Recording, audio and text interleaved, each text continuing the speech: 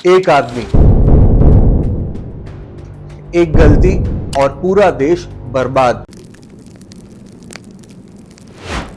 Billions of dollar गायब हो गए, बैंक सिस्टम कोलैप्स हो गया और आम लोगों ने उस चीज की कीमत चुकाई जिसके बारे में उन्होंने कभी सोचा भी नहीं था। ये कोई नेटफ्लिक्स की सीरीज नहीं है, ये रियलिटी है। एक छोटी सी कंट्री आइसलैंड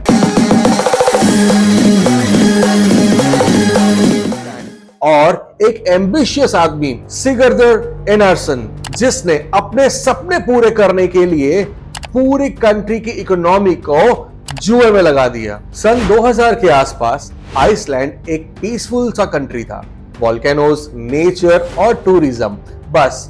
बट फिर कुछ लोगों ने ऐसा डिसाइड किया कि आइसलैंड के बैंक्स को दुनिया के टॉप बैंक्स बनाएंगे और वहां से स्टार्ट हुआ एक बबल।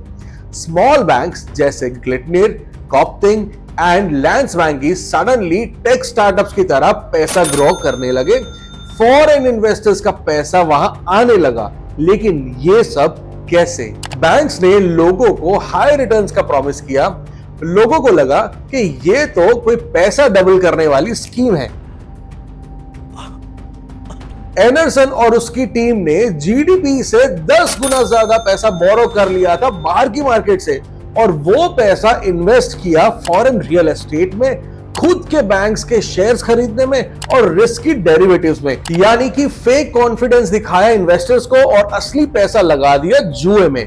इंटरनल वार्निंग्स भी आई, ये मॉडल टिक नहीं पाएगा, पर ग्रीड उसे तो उसने इग्नोर कर दिया। फिर 2008 में लेमन ब्रदर्स कोलैप्स हुआ, ग्लोबल क्रेडिट फ्रीज हो गया और आइसलैंड के बैंक्स टोटल फेल। कुछ ही हफ्ते में बैंक्स बंद, करेंसी क्रैश, अनएम्प्लॉयमेंट डबल। हर चीज के प्राइसेस आइसलैंड में ट्रिपल हो गए। लोगों की लाइफ सेविंग्स वाइप आउट हो गई। ऐसे लोग जो सिर्फ घर का रेंट और बच्चों की फीस भर रहे थे, उन्हें अपनी कार तक बेचनी पड़ी। सिर्फ एक आदमी की गलती ने पूरा देश खाली कर दिया। और एनर्सन का क्या? देश से भाग गया, इंटरपोल ने वारंट निकाला और बाद में जेल गया मार्केट मैनिपुलेशन के लिए। लेकिन अब आप बोलेंगे इससे हमें क्या सीख मिलेगी? इससे इंडिया को एक बहुत ही मजबूत सीख है। 2023 से सिमिलर पैटर्न्स शुरू हो गए हैं। चाइना का Evergrande collapse, crypto investments without regulations, startups जिनके पास पैसा तो है लेकिन प्रॉफिट्स नहीं, बैंक्स जो रिस्की लोन देते हैं जस्ट टू ग्रो फास्ट। मतलब आइसलैंड वाली कहानी दोबारा हो सकती है, बस स्टेज बदल गया है। आज भी दुनिया के किसी कोने में एक आदमी के पास इतना पैसा, इतनी पावर है कि वो पूरे देश की इकोनॉमी को हिला सकता है। इसीलिए फाइनेंस सिर्फ रिच लोगों का टॉपिक नहीं है, ये आम आदमी के फ्यूचर का सवाल है।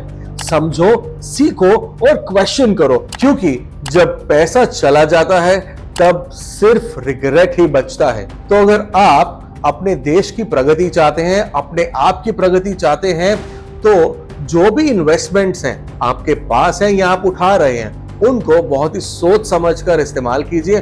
और अगर आप एंटरप्रेन्योर हैं, अपना बिजनेस बना रहे हैं, तो कोशिश कीजिए कि कम से कम इन्वेस्टमेंट उठाएं और अपने बिजनेस को आगे बढ़ाने की कोशिश करें।